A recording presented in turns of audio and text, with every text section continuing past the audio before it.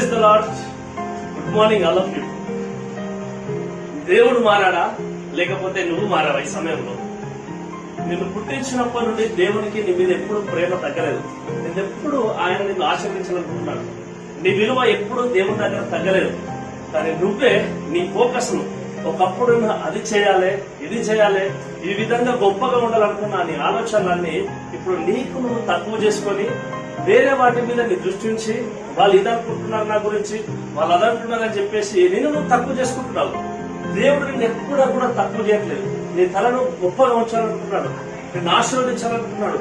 నీ గోలు నువ్వు ఉన్నత స్థానానికి ఎదగడం కోసం పెట్టు.